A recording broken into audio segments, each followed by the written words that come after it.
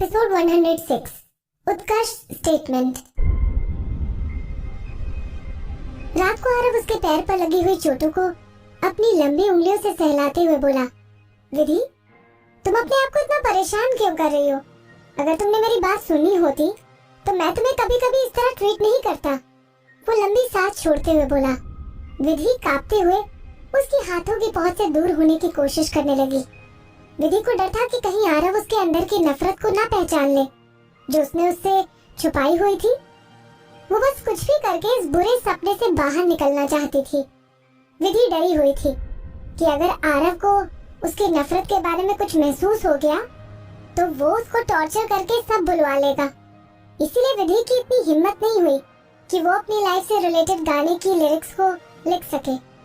वो बस अपने गानों की लिरिक्स को अपने मन के अंदर चिल्ला चिल्ला कर गा सकती थी। हालांकि विधि को उस गाने की धुन बनाने में बहुत परेशानियां आईं। विधि ने जिस पेपर पर अपने गाने की धुन को लिखा था उस पेपर को एक बार आरव ने प्रोफेशनल म्यूजिशियन और साइकोलॉजिस्ट को दिखाया, लेकिन आरव को उस पेपर का कोई रिजल्ट नहीं मिला। इसलिए उसके सारे डाउट क्लियर हो गए। विधि ने धीरे धीरे द बटरफ्लाई सॉन्ग की धुन को बनाना शुरू कर दिया। मोहित की जेल में टॉर्चर सहने के साथ विधि के पास बस इसी गाने को पूरा करने की आस थी। ये एक अकेला ऐसा गाना था जिस गाने में विधि ने अपनी फीलिंग्स को एक्सप्रेस करने की कोशिश की थी, न कि दूसरे गानों की तरह जिसमें वो बहुत खुश होने का नाटक कर रही थी। मोहित उसको सिर से लेकर पैर तक रोज टॉर्चर करता रहा। विधि को लगा कि बस यही एक गाना है जिसकी वजह से वो इस जेल में रहकर इस तरह मरना नहीं चाहती। विधि इस गाने को लिखने के लिए अपने अंदर के मर चुके इंसान को जिंदा करने की कोशिश में लगी हुई थी। विधि के आखिरी कंसर्ट में वो स्टेज पर हजारों फैंस के आगे खड़ी हुई थी जो कि उसके लिए चिल्ला चिल्ला कर चीयरिंग कर रहे थे। विधि ने इस गाने को लोगों के सामने गाने के लिए चुन लिया। उस समय वो बस अपनी जिंदगी को अपने लिए जीना चाहती थी। विधि ने इस गाने को लोगों के सामने गाने के लिए किसी भी बैकग्राउंड म्यूजिक का इस्तेमाल नहीं किया, बल्कि वो अपने गले की धुन इस्तेमाल कर रही थी। विधि ने स्टेज पर गाना शुरू कर दिया और सब लोग शांति बनाकर हैरान होते हुए उसके गाने को सुनने लगे। हालांकि विधि ने इस गाने का पहला पैराग्राफ ही गाया था, तभी किसी ने अंधेरे में विधि की पीठ पर चाकू जैसा कुछ नुकीला मार दिया और उसे स्टेज से धक्का देकर नीचे गिरा दिया और उसी आखिरी कंसर्ट में विधि की डेथ हो गई। विधि की डेथ के बाद भी उसके फैंस को दुख रहा कि वो अपनी आइडल के मुंह से ही आधा गाना ही सुन पाए। द बटरफ्लाई सॉन्ग को स्टेज पर गाते हुए विधि ने किसी भी म्यूजिक इक्विपमेंट की मदद नहीं ली। इसलिए विधि के बहुत सारे फैंस टाइम म्यूजिक एंटरटेनमेंट से रिक्वेस्ट करने लगे कि वो इस गाने को विधि के ट्रिब्यूट के लिए प्रोड्यूस कर दें। हालांकि इस बारे में टाइम म्यूजिक एंटरटेनमेंट ने किसी तरह की ऑफिशियल स्टेटमेंट नहीं दी, और अगर इस बात को ढंग से समझा जाए तो मेनली टाइम म्यूजिक एंटरटेनमेंट वालों की तरफ से उत्कर्ष सिंह कुछ नहीं बोला। वो विधि का एक्सक्लूसिव प्रोड्यूसर था जिसने विधि के साथ पूरी जिंदगी काम किया। द बटरफ्लाई सॉन्ग प्रोड्यूस करने का हक सिर्फ उत्कर्ष सिंह को था। अगर एज अ प्रोड्यूसर उत्कर्ष सिंह के इस गाने को प्रोड्यूस करने की हिम्मत नहीं हुई तो बाकी छोटे मोटे प्रोड्यूसर्स तो वैसे ही पीछे हट गए। विधि के गाने की 4 लाइनों ने लोगों के दिल पर बोझ बढ़ा दिया था। अब उत्कर्ष वापस आ चुका था। उसने वापस आते ही एक प्रेस कॉन्फ्रेंस ऑर्गेनाइज की और उसने अपनी स्टेटमेंट दी। पास्ट में मेरी हिम्मत नहीं हुई थी कि मैं दीवा विधि के बटरफ्लाई सॉन्ग को छू सकूं, क्योंकि मैं जानता था कि वो विधि का आखिरी गाया हुआ गाना है और उस गाने से दीवा विधि के फैंस की फीलिंग जुड़ी हुई है। उन दिनों मेरे अंदर उस गाने को पूरा करने का कॉन्फिडेंस नहीं था, इसीलिए मैं अपने कुछ टाइम के लिए बाहर चला गया था। अब जब मैं वापस आया हूँ तो इस बार उस गाने की रिस्पॉन्सिबिलिटी को निभा कर जाऊंगा। मैं ये नहीं कहूंगा कि मैं इस गाने को परफेक्ट बना दूंगा, लेकिन मैं इतना जरूर कह सकता हूँ कि मैं इस गाने को दीवा विधि के पर्सपेक्टिव से देखकर पूरा करने की कोशिश करूंगा। ये गाना बिल्कुल दीवा विधि के स्टाइल के अकॉर्डिंग बनेगा। मैं जानती हूँ कि वो लोगों के सामने अच्छा बनने का नाटक कर रहा है। जिस टाइमिंग पर वो यहाँ वापस आया है उसे साफ पता चलता है कि वो लोगों की अटेंशन मुक्ति से हटाकर दीवा विधि के गाने की तरफ करवाना चाहता है। मेघना सोफे पर बैठे हुए बोली, वो इस तरह का आदमी नहीं है। विधि अपने होठों से बड़बड़ाई, तुम तो ऐसे बोल रही हो जैसे तुम उसे अच्छी तरह से जानती हो। मेघना होठ चबाते हुए बोली। विधि ने उसकी बात का जवाब अपने चेहरे पर झूठी मुस्कुराहट लाकर दे दिया। वो उत्कर्ष को अच्छे से जानती थी।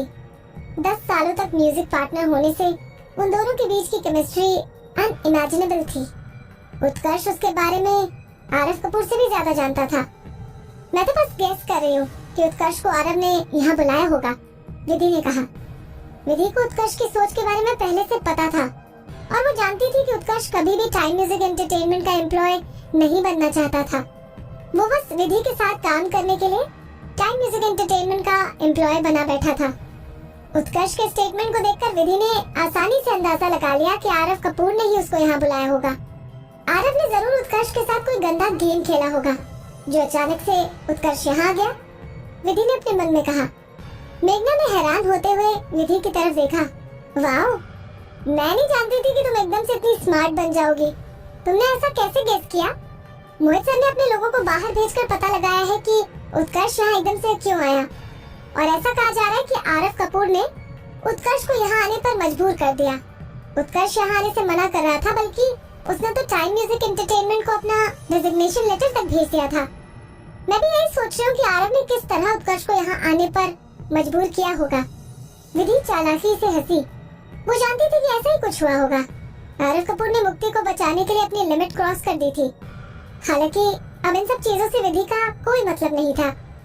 वो बस अपने पुराने दोस्त उत्कर्ष और द बटरफ्लाई सॉन्ग के बारे में फिक्र कर रही थी। अकेले विदुषी ही नहीं, बल्कि बहुत सारे दीवा विधि के फैंस भी गाने के रिस्टोरेशन की तरफ ध्यान दे रहे थे। उत्कर्ष ने विधि के लिखे हुए पेपर को एनालाइज करने के लिए एक छोटी सी टीम को लीड किया। न्यूज रिपोर्ट के हिसाब से उस पेपर की हालत ऐसी नहीं थी कि कोई उस पेपर पर लिखी हुई धुन को समझ सके।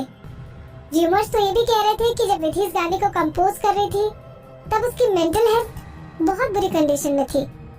ऐसे र्यूमर्स फैलने की वजह से उत्कर्ष ने अपनी टीम को मना कर दिया कि उनमें से कोई भी सॉन्ग की प्रोग्रेस को लेकर मीडिया से बात करेगा।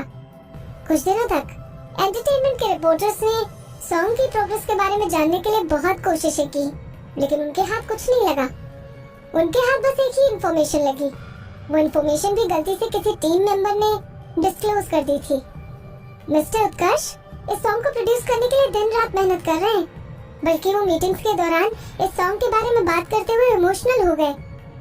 दीवा विधि के सारे फैंस उत्कर्ष का हौसला बढ़ाना चाह रहे थे और उन्होंने सोशल वेबसाइट्स पर उत्कर्ष के लिए कुछ अच्छी बातें लिख दी। कुछ दिनों तक ऐसे ही चलता रहा और फिर दीवा विधि की पहली डेथ एनिवर्सरी आ गई।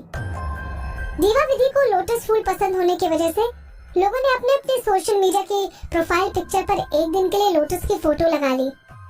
बल्कि मेघना खुद विधि के साथ दिया लेकर नदी में बहाने चली गई। वो विधि की फैन रह चुकी थी।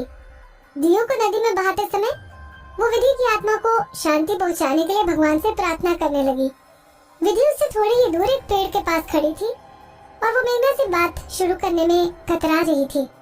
चांद की रोशनी के नीचे मेघना नदी के किनारे खड़ी होकर अपने दियों को पानी में बहता हुआ देख रही थी। मैं दीवा विधि को तब से एडमायर कर रही हूँ जब से उसने अपना एंटरटेनमेंट इंडस्ट्री में डेब्यू किया था। अचानक से मेघना बोली। विधि के कान खड़े हो गए, लेकिन तभी उसे महसूस हुआ कि मेघना पुरानी वाली विधि के बारे में बात कर रही है। मेघना ने विधि के रिएक्शन का वेट नहीं किया और आगे बोली। मैं उन दिनों एक छोटी सी असिस्टेंट हुआ करती थी जिसकी सैलरी बहुत कम थी। मुझे आज भी याद है कि मैंने अपने पुराने दिन कैसे बिताए थे। मेरा नाम कभी इतने बड़े असिस्टेंट की लिस्ट में नहीं आता। अगर मैंने रोड पर बज रहे रिकॉर्ड प्लेयर में दीवा विधि का गाना नहीं सुना होता तो